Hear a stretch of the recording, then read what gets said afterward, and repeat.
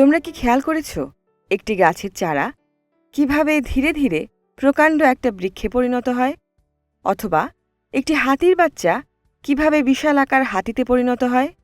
এই সব কিছুর পেছনে রয়েছে কোষ বিভাজন।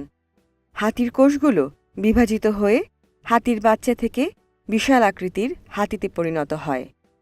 কোষ বিভাজনের কারণেই একটি ভ্রূণ পরিস্ফুটিত হয়ে একটি শিশুতে পরিণত হয়। সময়ের সাথে কোষগুলোর একাধিকবার বিভাজনের ফলে ছোট্ট একটি ভ্রূণ মানব শিশুতে পরিণত হয়।